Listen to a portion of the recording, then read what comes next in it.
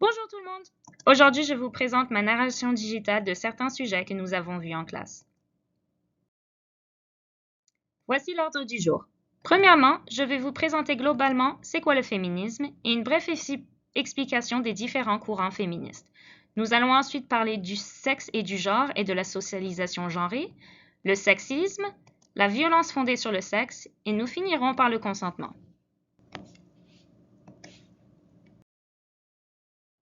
Donc pour commencer, c'est quoi le féminisme? Le féminisme est un mouvement qui a plusieurs voix selon différentes femmes du monde.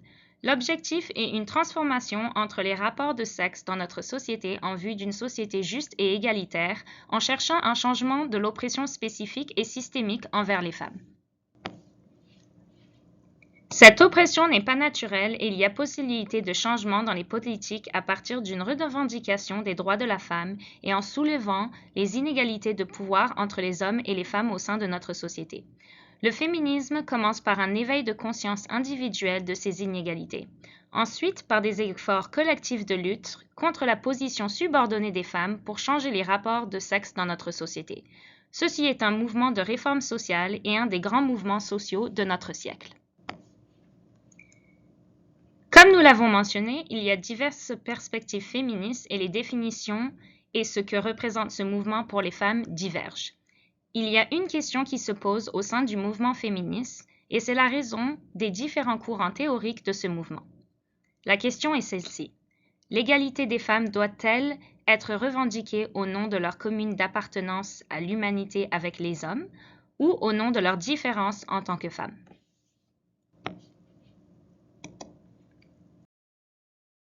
Parlons brièvement de quelques différents courants féministes pour situer la discussion avant de parler de certaines problématiques présentées chez les femmes.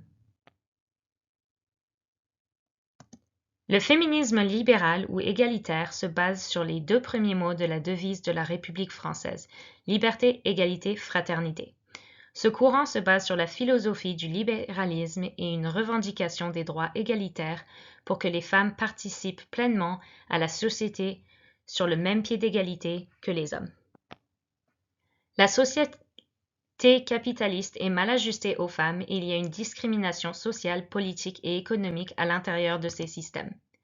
Les stratégies de changement de ce mouvement est le changement de la socialisation des femmes afin de pousser à un changement de mentalité et mettre une pression pour changer les lois discriminatoires. Le féminisme marxiste ou socialiste se base sur les traditions marxistes. Dans ce courant, l'organisation économique et le capitalisme expliquent l'exploitation des deux sexes sous l'appropriation des femmes en propriété privée à partir de l'institution du mariage monogamique. Le contrôle du mari dans la sphère familiale est la raison de l'oppression des femmes à partir de la construction du capitalisme. La stratégie de changement de ce mouvement est l'abolition de la société capitaliste divisée en classes et son remplacement par la propriété collective, surtout en prise en charge collective des enfants et du travail domestique. Le féminisme radical émerge en grande rupture avec l'évolution des pensées libérales et marxistes. Le mot radical explique que la subordination des femmes est à la racine du système social des sexes, comme étant une pensée autonome appelée le patriarcat. Le féminisme radical vient combler les lacunes des courants libéraux et marxistes en soulevant les problématiques de l'oppression vécue par les femmes en dehors de l'institution du mariage et des instructions des maris. L'oppression vécue traverse toutes les sociétés, les races et les classes et est expliquée principalement par le patriarcat comme une domination des femmes par les hommes. L'expression première du patriarcat est par le contrôle du corps des femmes et le contrôle de la maternité et de la sexualité des femmes. Les stratégies de changement de ce mouvement et le renversement du patriarcat se caractérisent par l'emphase sur la réappropriation du contrôle de leur propre corps par les femmes. Le féminisme noir est le courant qui critique la pensée marxiste et radicale et qui stipule que leur oppression n'est pas seulement dans les classes sociales ou dans le sexisme, mais aussi dans le racisme. Les lesbiennes noires amènent l'idée que 4 dimensions de l'oppression des femmes comme étant le quatuor sexe, classe, race, homophobie. Dans ce mouvement, les femmes afro-américaines soulèvent que la notion de la différence commune entre toutes les femmes cache l'idée des différences des femmes entre elles et les complexités d'oppression qui s'y intègrent selon les intersectionnalités. Dans notre cours, nous avons parlé du sexe et du genre et la socialisation genrée. Commençons par souligner la différence entre ce que c'est le sexe et le genre. Le sexe est associé aux caractéristiques biologiques et physiologiques du corps.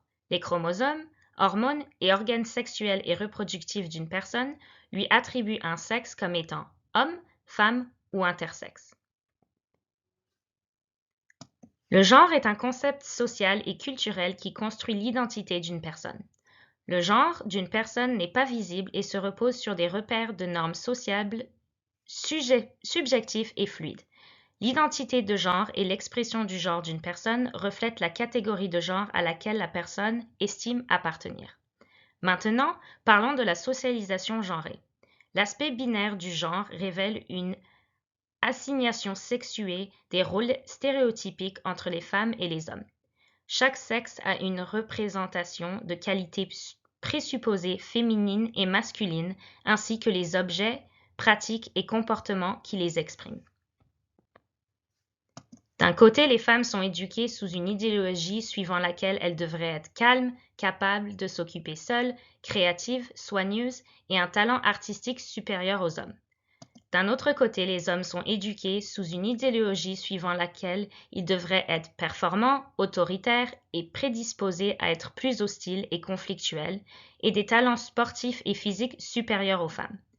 Les loisirs choisis pour les enfants sont donc choisis sous des catégories féminines artistiques comme la danse, la natation et les arts, ou des catégories masculines physiques comme le soccer, les arts martiaux et les travaux manuels comme le travail du bois, etc.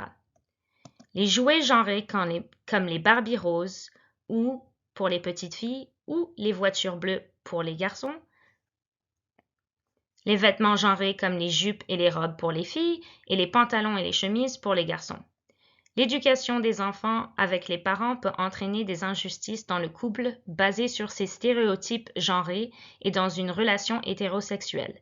La fille doit s'occuper émotionnellement et physiquement de son partenaire en cuisinant et en s'occupant des tâches ménagères, alors que le garçon s'occupe de la sécurité financière de sa femme.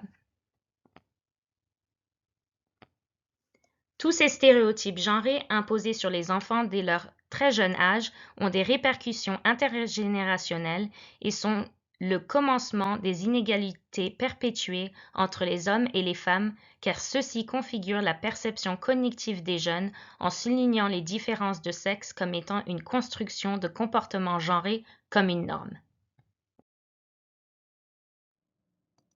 Maintenant parlons du sexisme. Ce dernier peut être défini comme la domination patriarcale que subissent les femmes. Le sexisme est une discrimination fondée sur le sexe ou par extension sur le genre d'une personne. Le sexisme est lié aux préjugés et aux stéréotypes du rôle du genre expliqués dans la socialisation genrée vue au préalable.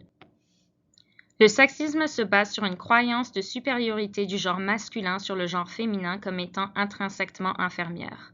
Le sexisme est à la base de la discrimination de genre et des inégalités entre les hommes et les femmes qui ont poussé le mouvement féministe à se développer et tous les différents courants expliqués précédemment. Il peut également être considéré comme recouvrant des attitudes, des croyances et des comportements qui soutiennent l'inégalité entre le statut des femmes et celui des hommes. Voici quelques exemples du sexisme que l'on peut voir dans notre monde. Le sexisme hostile fait référence à des croyances et des comportements hostiles que méritent les femmes à cause de leur statut d'infériorité. Ce dernier se matérialise par des attitudes agressives ou imposantes envers les femmes. Le sexisme bienveillant englobe les préjugés camouflés comme étant positifs. Penser que les femmes requièrent plus de protection ou croire que toutes les femmes sont innocentes et pures. Attribuer des valeurs maternelles comme étant une responsabilité de la femme ou encore penser que certains emplois sont réservés à un seul groupe selon leur genre. Le sexisme institutionnel se décrit comme étant les préjugés et les attitudes soutenues dans les organismes ou institutions, publics ou privés. Ce type de sexisme est entérinées dans les normes de notre pays comme des lois et les politiques qui sont fondées autour du genre d'une personne. Dans sa forme extrême, le sexisme encourage le harcèlement sexuel, le viol et toute autre forme de violence sexuelle. Ceci peut être des actes de violence fondés sur le sexe. Violence fondée sur le sexe, qui s'entend de tout acte de violence perpétré contre une personne en raison de son identité de genre, de son expression de genre ou de son identité de genre présumée, englobe un éventail de comportements qui n'atteignent pas tous le seuil de l'acte criminel.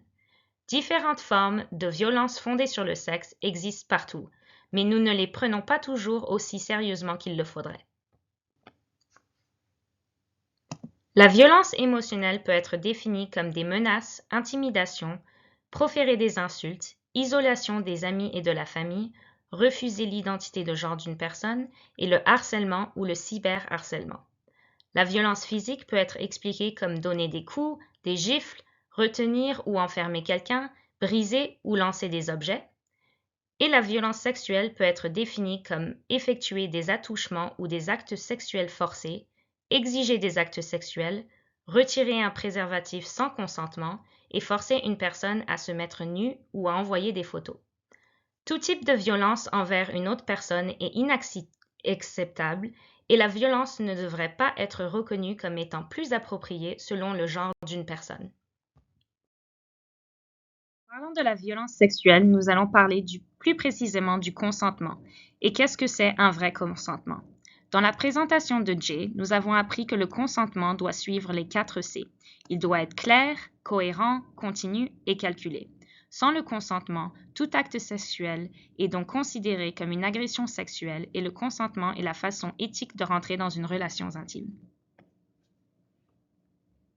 On doit se rappeler que le consentement est continu et donc, sous prétexte que nous sommes dans une relation à long terme ou mariés, cela ne donne pas un consentement pour le reste de la relation. Il faut avoir un consentement à chaque moment intime afin de respecter la volonté et le désir des parties concernées, quel que soit le statut de la relation. Sur le féminisme, nous avons appris beaucoup de notions différentes sur les problématiques soulevées par le mouvement féministe. Merci d'avoir écouté ce survol de certains des concepts étudiés ce semestre.